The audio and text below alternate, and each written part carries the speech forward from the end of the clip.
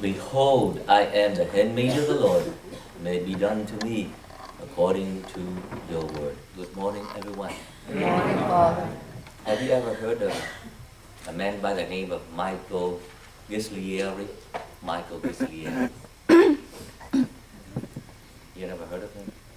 Well, um, without him, perhaps today, Vatican, Rome, the St. Peter's Basilica would be another mosque, just like the Hagia Sophia. The Hagia Sophia, Constantinople. The Turks took over and converted it into a mosque.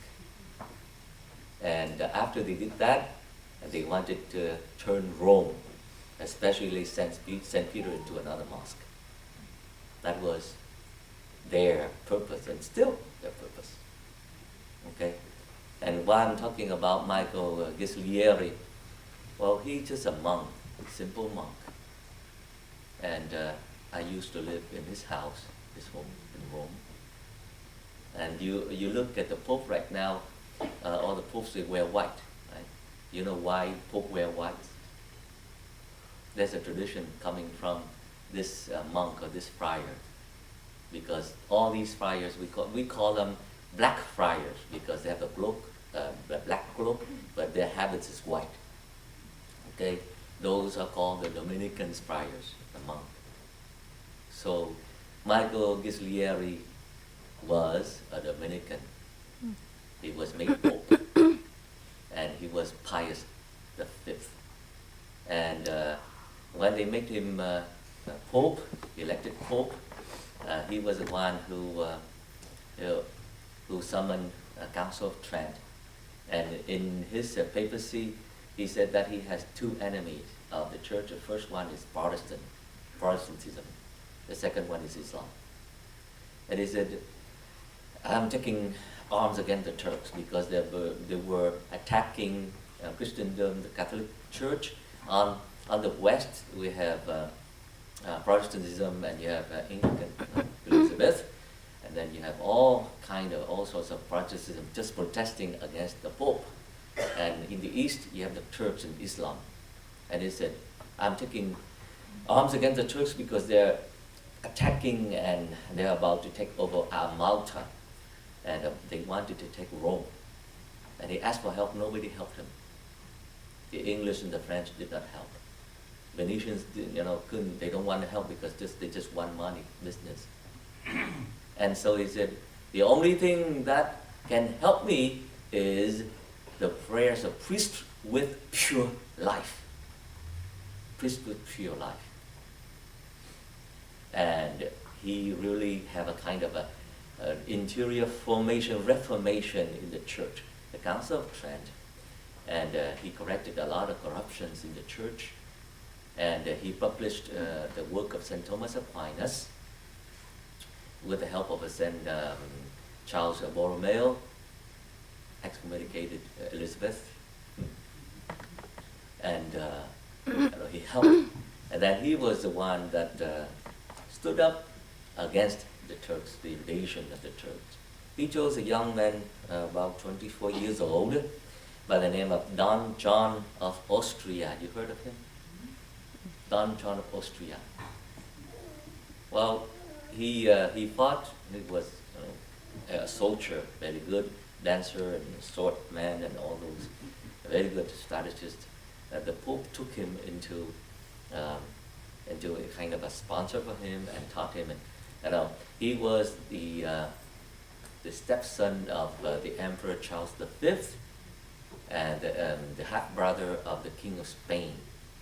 Now, Don John, the Pope said, your father, the emperor, give you life, but I'm going to give you honor.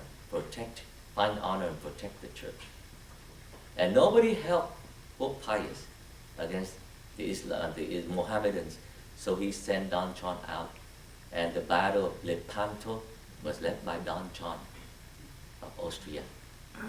And we were outnumbered. I mean, it was like 10-1. And the Pope gave him the rosary, and everybody on this battle Egyptian in this fleet, everybody, their weapon was the rosary. The rosary. And they fought against that. And then Our Lady was with us, and we fought and we won that battle. If not, without the battle of Lepanto, right now, Rome would be right now just another mosque, in the Vatican. And people do not realize how important this day, the day of the Our Lady of Rosary is. Because of the Rosary, we have this. And we need to know a little bit about history, because if we don't learn history, we're going to repeat it. And we do something wrong. We don't know the history. The whole point today is to celebrate with Mary because of her. Because of her, we know Jesus. We have Jesus, the Son of God. And we ask ourselves, how is Mary different from any other human being? Or how is Mary different from all other creatures in this creation? And we learn about the angels. And Jesus said, when in the next life to come, we will live like angels. And we know what angels are like.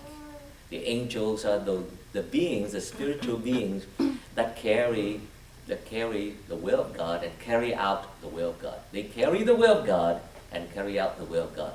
Some carry the will of God in them, but they do not carry out the will of God, like Lucifer. Okay? Lucifer carries the light. Luz means light, Lucifer. Okay? Carry or bearer of light, but he does not live like light. He is darkness. Okay? Angels are supposed to carry the will of God and carry out the will of God.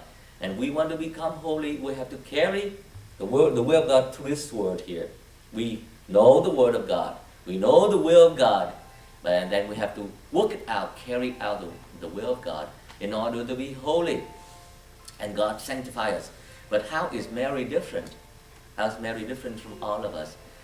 She's different in this way. You read again the gospel today. Mary said, "Behold, I am the handmaid of the Lord." Of course, the servant. Okay, I'm the servant of the Lord. May it be done to me according to your word. It's not like just carrying the will of God. She does. He had the will of God. You will be the mother of the Son of God. And it's not about carrying out the will of God, but let the will of God be done to me. I'm not in charge, but God's will is in charge of me. Now I'm just a tool for God, for God to use. I'm at His disposal. So no longer give me the grace, okay, give me the strength, give me the wisdom, and then I will do your will. No. You will be in charge. Whatever you do, I will follow. I will be behind you.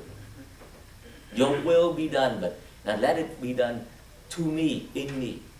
There's another level. So she is greater. She is the queen of angels in that way because she's different.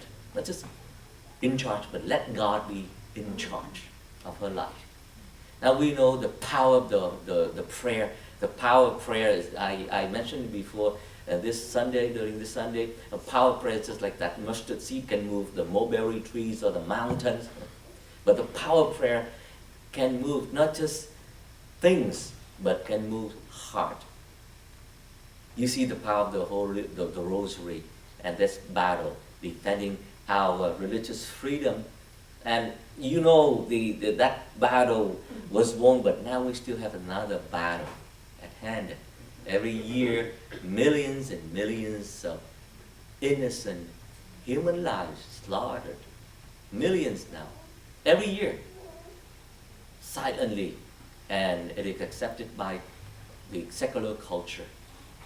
We're not talking about terrorism around the world, but the terrorism inside our family. We need the rosary, we need to pray.